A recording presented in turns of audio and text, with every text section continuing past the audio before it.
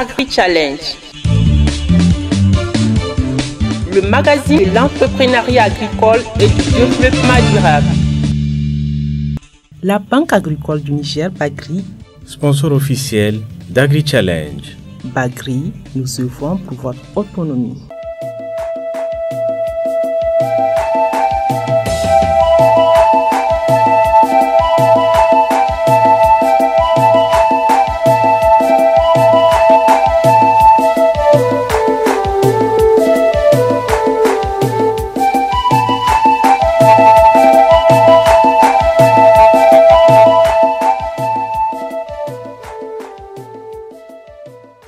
Chers téléspectateurs, je suis très ravi de vous retrouver pour cette édition d'Agri-Challenge que je présente exceptionnellement à la place de Aminata, notre animatrice habituelle.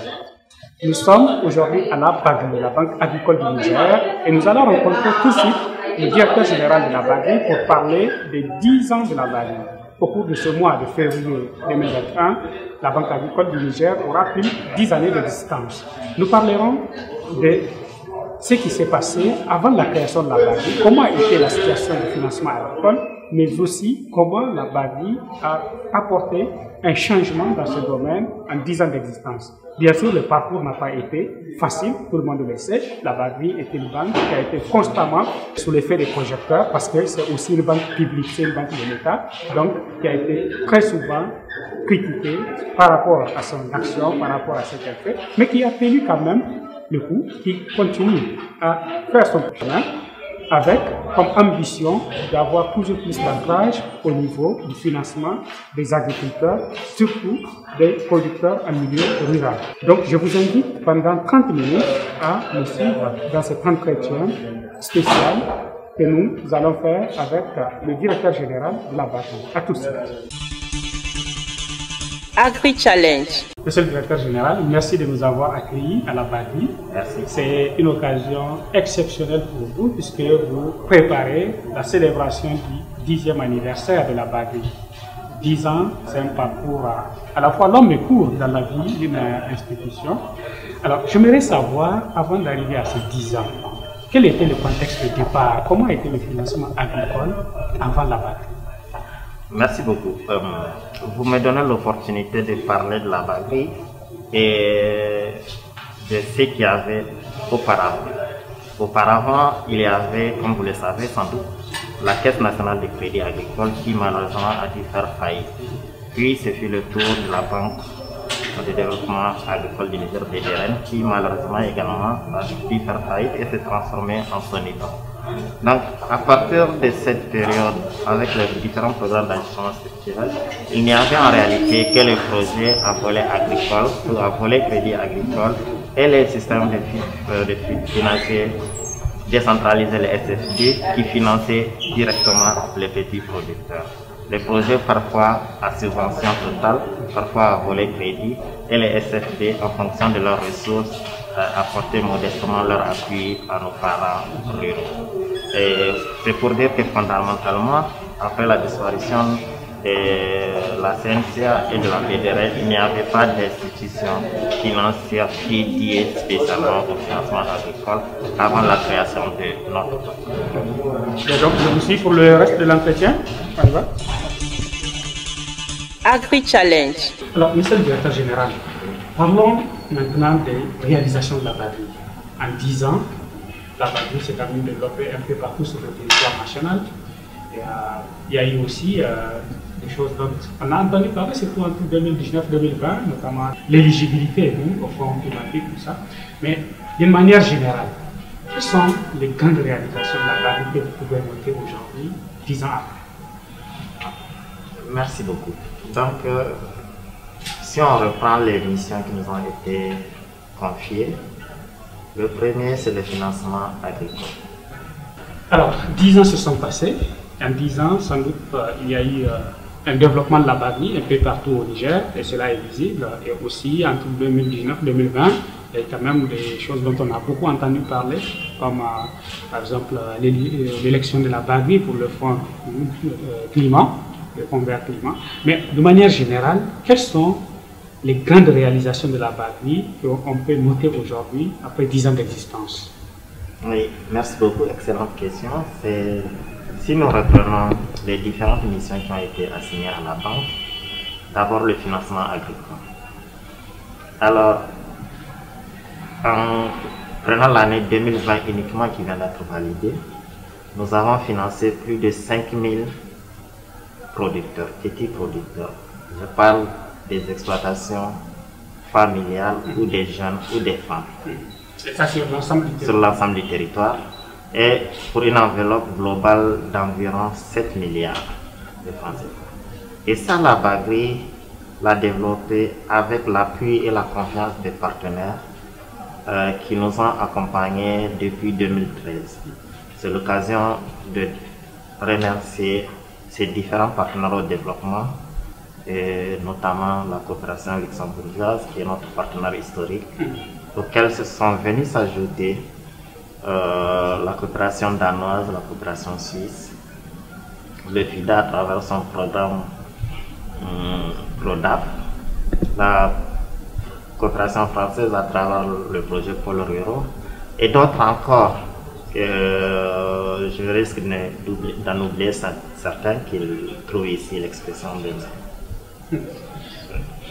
Maintenant, en ce qui concerne la bancarisation, nous avons ouvert plus de 20 000 comptes à l'intérieur du pays, des producteurs uniquement.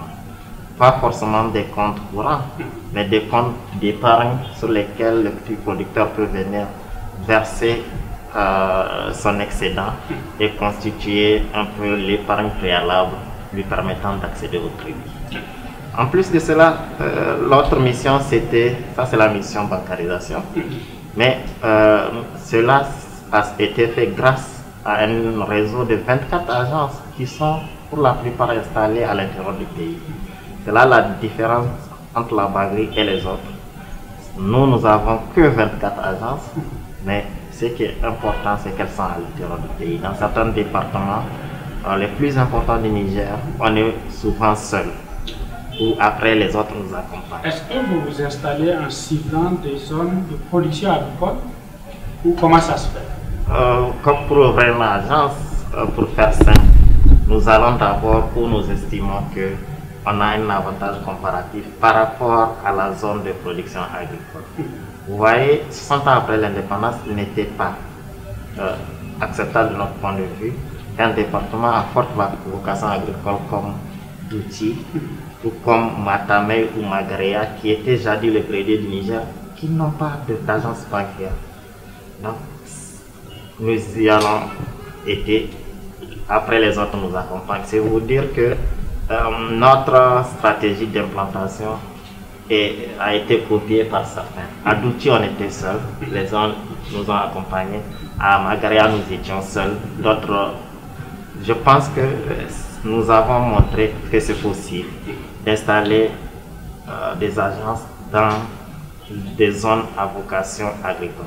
L'autre aspect, c'est le département à vocation d'élevage. Nous avons obtenu du conseil d'administration l'ouverture de 2 agences qui seront vraiment en zone pastorale. C'est l'agence de Baleara et l'agence d'Abala. Vous ne pouvez pas accepter que des marchés aussi importants également que Baleara n'est pas une seule agence bancaire. Et c'est des centaines de millions qui sont brassés toutes les semaines, tous les dimanches, par des opérateurs économiques qui ne savent pas comment sécuriser leurs fonds, ou comment faire pour développer leur activité. Alors il y a aussi quand même, on voit ces dernières années, le développement de beaucoup de projets dans le domaine agricole, soit des projets portés par des ONG ou bien par des institutions internationales. Est-ce qu'on a pu créer un mécanisme où, par exemple, dès qu'un projet ou une organisation évolue de l'agriculture, que ces comptes bancaires soient à la Bagri? Est-ce qu'on a réussi ça? Nous y travaillons avec l'appui de l'État du Niger. L'idée, ce serait génial que chaque fois qu'on pense projet agricole, qu'on pense Bagri. C'est loin d'être fait. Vous savez, nul n'est prophète en son pays. Vous avez cité le fonds vert, le fonds d'adaptation. Nous sommes agréés au fonds d'adaptation. Nous avons un dossier d'agrément au fonds vert qui est en bonne posture. Et récemment, l'année dernière, nous sommes la première banque, et on le dit avec fierté, de Nigériens. Nous sommes la première banque de l'espace UEMOA hors BOAD à avoir pu obtenir du conseil d'administration du Fonds vert un financement pour une enveloppe de 10 millions de dollars en faveur des producteurs nigériens dans le contexte du Niger actuel. Et c'est un financement long en plus, c'est 40 ans, c'est ça? 40 ans, avec 5 ans de différé, et c'est au taux zéro, c'est vraiment concessionnel. Ne serait-ce Covid, ce fonds serait déjà disponibilisé. Malheureusement, le fait que avec la pandémie du Covid-19, les diligences des signatures ont pris beaucoup de retard. Mais c'est dire, ça c'est l'expérience du Niger qui a fait tâche d'huile au niveau international. Grâce à l'appui du FIDA, nous avons fait un projet qui a été validé. C'est le tout premier. Okay. Les autres pays ont voulu s'inspirer de cette expérience du Niger pour également déposer leur candidature auprès du Fonds vert. Et je vous dis, ne serait-ce que Covid, il y avait même une mission d'étude des 5 pays les plus importants peut-être de la zone UEMOA qui voulaient venir à Paris s'inspirer de notre expérience pour voir comment nous faisons. Ça c'est intéressant. Mais si on récapitule, en 10 ans d'existence, est-ce que aujourd'hui on peut connaître le volume de financement réalisé par la Bagri, notamment à l'endroit du monde agricole? Alors, c'est une banque, on peut parler en termes d'encours, ou on peut parler en termes de financement global, puisque ça se rembourse. En termes d'encours, c'est pratiquement une dizaine de milliards qui ont été injectés par la Bagri sur fonds propres. Je n'ajoute même pas l'apport des partenaires ou les apports sur fonds propres. C'est beaucoup, mais c'est très peu. L'agriculture représente 40% du PIB du Niger, emploie 80% de la population rurale. Mais si vous regardez le volume de financement des crédits agricoles apportés à l'agriculture, il dépasse rarement 2 à 3% de l'ensemble du concours à l'économie. Notre ambition serait de montrer que le financement agricole, en tout cas du petit agriculteur, est possible et entraîner à la suite tous les autres partenaires grâce à l'appui bienveillant des Troisième et du FISA. Alors je le disais au début de l'émission, vous avez la particularité, en plus d'être le DG, d'avoir vécu le montage de ce projet. Et puis vous avez été là dans sa mise en œuvre bizarre. Sur le plan tout à fait humain, quand vous regardez ce que vous avez vécu à la Bagri, qu'est-ce qui vous marque réellement? Alors, ce qui me marque, c'est l'engagement de mes jeunes frères, de mes jeunes confrères. Et quand on a rejoint l'équipe Bagri, nous on avait une certaine expérience, en tout cas la direction. Mais derrière la direction, l'essentiel des jeunes qu'on a recrutés ne dépassait pas 25 ans et étaient à leur première expérience. C'est un choix volontaire à l'époque qui a été fait pour que nous puissions démontrer que cette jeunesse a la capacité de travailler et de travailler bien. C'est vrai, en 10 ans, nous avons connu des moments parfois extrêmement difficiles. Nous avons connu parfois des moments de déception, parfois des désarrois. Mais je rends hommage à mes jeunes collègues qui ont toujours cru à ce projet important du Niger, faire une banque agricole.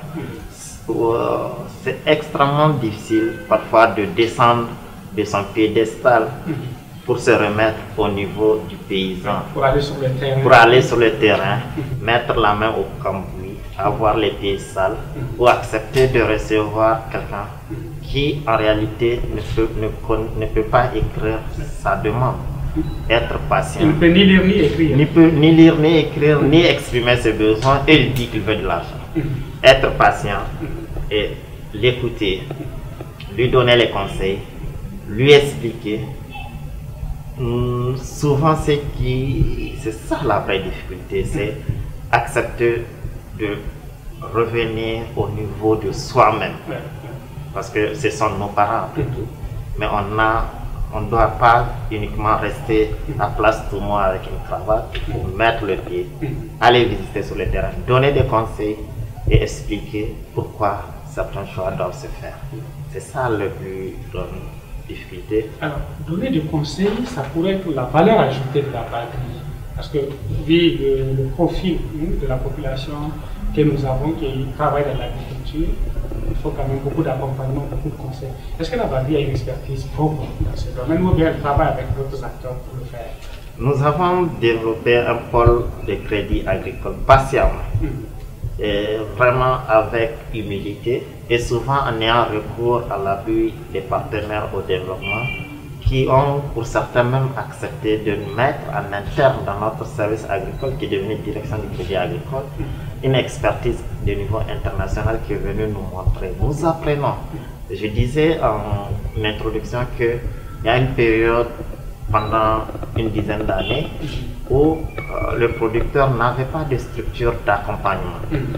Donc, il y avait la faillite de la Caisse nationale de crédit agricole, l'Union des coopératives du Niger a cessé d'exister, et même les services techniques décentralisés de l'État n'avaient peut-être pas parfois les moyens de faire le conseil agricole. Il est heureux de saluer que les troisièmes ont décidé de créer une agence pour la promotion du conseil agricole. Si on veut faire de l'agriculture un business, il faut apprendre aux producteurs la meilleure façon de produire, c'est-à-dire respecter les itinéraires techniques, savoir quand produire, quand semer, quand récolter, quand désherber. C'est simple à dire comme ça, mais c'est un travail. Nous avons notre expertise locale, mais nous nous appuyons beaucoup sur celle de nos partenaires, le réseau des chambres d'agriculture du Niger, les chambres régionales d'agriculture, l'agence pour la promotion du conseil agricole et les services techniques décentralisés de l'État à qui nous rendons un vibrant hommage. Alors, au-delà de l'agriculture, j'ai souvent entendu aussi en discutant avec les équipes de la baguerie que la baguerie est aussi une banque universelle, il y a aussi la banque universelle. Sur ce plan-là, comment est-ce que ça évolue entre le volet agricole et le volet universel? Parce que la banque universelle revient quand même à dire qu'on ouvre aussi nos portes et nos activités après tous les autres secteurs d'activité qui existent. Pour parler terre à terre, il ne faut pas mettre ces œufs dans le même panier. Vous avez vous-même dit que le secteur agricole est risqué. Si tous les portefeuilles de la banque étaient agricoles, au Niger, particulièrement où une année sur deux ou sécheresse, on ne peut pas s'en sortir. Souvent les marges, on dit dans notre jargon, le coût de risque est très élevé dans le secteur agricole. Donc il faut nous permettre à la banque de financer des activités qui sont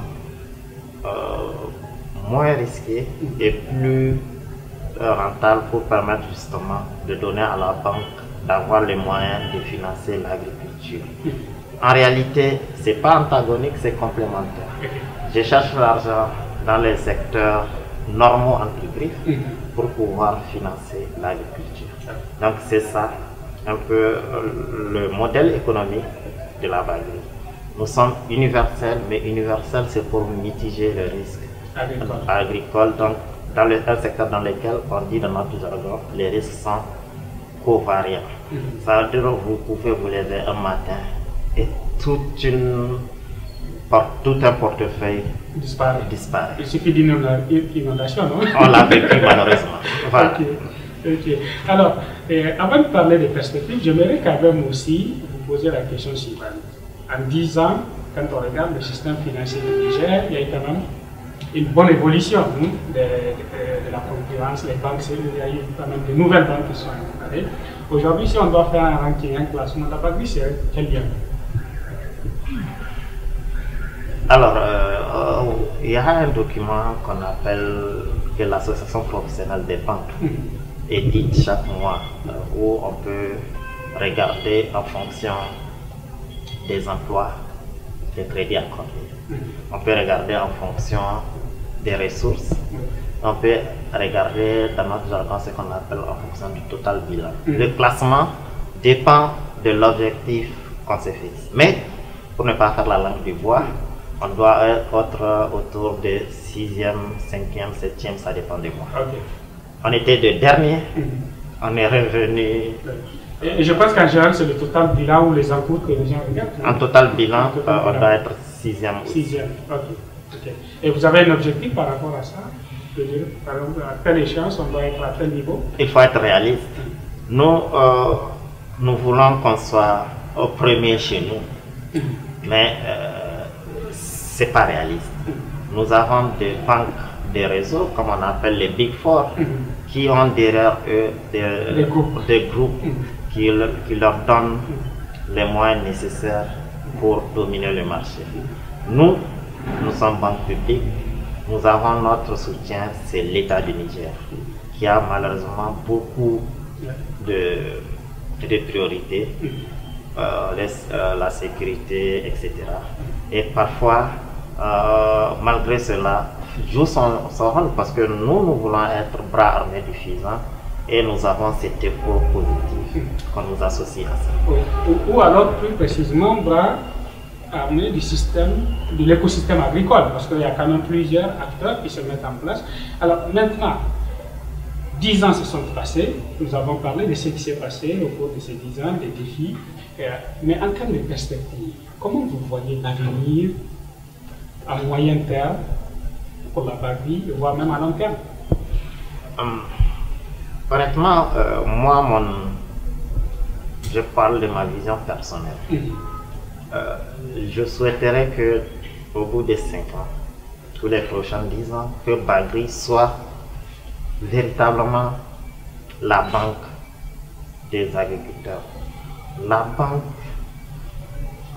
des Nigériens, des ruraux. Et ça commence par une implication. Chaque producteur vient ouvrir ne serait-ce qu'un compte d'épargne. Chaque union coopérative puisse acheter une action de la Bagri. Chaque réseau de producteurs puisse acheter 10 actions symboliquement de la Bagri. Et ça fait comme on intériorise la Bagri, on a le réflexe Bagri. Pour moi, ma vision c'est de faire de la Bagri une banque de la population agricole, pas simplement des projets, pas simplement des partenaires, pas simplement des fêtières, mais des vrais producteurs qui viennent épargner, prendre des crédits, produire. Et aujourd'hui, on voit quand même que l'agriculture au Niger se modernise aussi. Il y a un nouveau profil d'entrepreneurs agricoles qui émerge, notamment des jeunes, ou même des moins jeunes, souvent qui investissent de manière très structurée et très moderne dans l'agriculture. Est-ce que cette catégorie d'acteurs aujourd'hui adhère systématiquement à la Bagri ou bien il vous faut encore travailler pour les attirer? Excellente question. Nous travaillons déjà avec la plupart des jeunes qui sont dans le domaine agricole. Et parfois vous êtes surpris quand on vous dit que derrière tel projet, c'est la Bagri. Mais nous ne pouvons pas malheureusement citer des noms parce que, pas pour ne pas faire la publicité, mais parce que la déontologie bancaire nous interdit de citer qui on a financé. Nous avons de l'autre côté également des projets d'insertion des jeunes. Il faut que les jeunes Nigériens voient en l'agriculture un business comme les autres. Je ne peux pas, en tout cas moi, concevoir quelqu'un qui a fait une école d'agriculture, un lycée agricole, que l'État a à créer à grands frais se retrouve à être enseignant quelque part parce que justement il n'a pas un itinéraire d'aide à l'installation. Ailleurs, dès que vous sortez du crédit d'une école agricole, vous avez les mécanismes pour vous aider à vous installer, à produire. Parfois, on me dit que c'est les curricula qui ne sont pas adaptés. On ne forme pas des producteurs agricoles, mais on forme des gens d'encadrement. Il faut dialoguer avec ces structures de financement pour qu'il y ait le réflexe. Je sors d'une école agricole, je sors d'un lycée agricole, je sors d'une formation agricole, le PRODEC, Swiss Contact. Récemment, nous avons avec la coopération luxembourgeoise formé près de plus de 1000 jeunes. Mais à ces 1000 jeunes, il faut offrir des schémas d'intégration, des schémas d'installation qui soient cohérents et surtout pérennes. La pérennité est très importante. Quand on va remarquer qu'un jeune s'est installé et là, comme dans les autres pays, au Nigeria ou au Bénin voisin, quelqu'un a sa ferme et il roule dans une voiture et il n'a rien à envier à quelqu'un qui est instituteur, ça va attirer beaucoup d'autres. Et c'est ça notre prénom. Je disais tout à l'heure, je voulais qu'il y ait le réflexe Bagri. Un réflexe Bagri. Je suis jeune, je sors de l'école d'agronomie. J'ai mon projet, je ne dois pas faire des lettres, des CV adressés à des gens qui ne liront pas. Je fais un projet agricole, j'ai la formation, j'ai la technicité. Et la Bagri peut se positionner pour l'accompagner.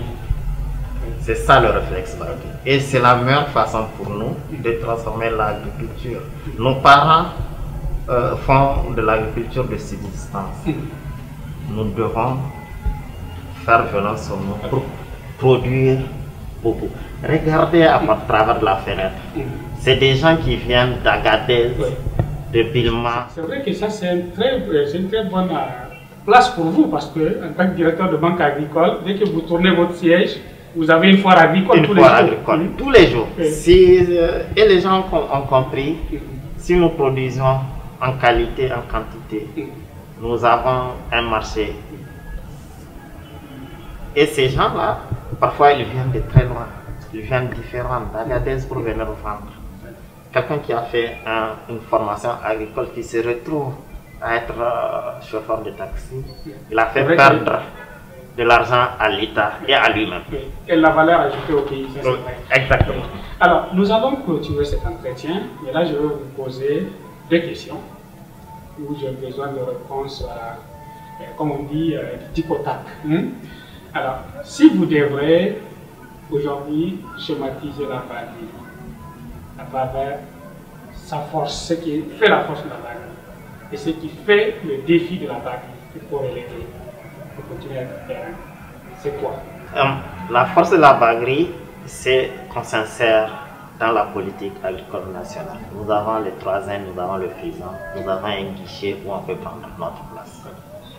Et le grand défi à relever pour arriver à ça, c'est quoi? C'est le défi de la mobilisation des ressources.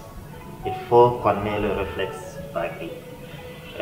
Si j'ai un projet agricole, au lieu de tourner en rond, chercher des banques qui, au final, n'accompagneront pas, venez à Bagri, c'est votre banque. Venez à Bagri, c'est votre banque. Et pour les 10 ans à venir? Les 10 ans à venir, faites de la Bagri la banque des agriculteurs et éleveurs, la banque du petit producteur. La banque de laquelle ils se reconnaîtront. En tout cas, encore une fois, merci pour cet entretien. Je vous remercie. Agri Challenge.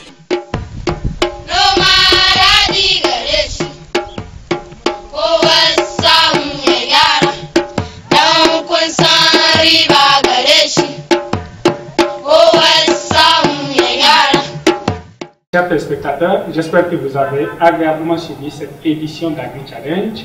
Merci pour votre confiance, merci pour votre fidélité et rendez-vous dans 2 semaines pour une autre édition de Agri Challenge. Bonsoir.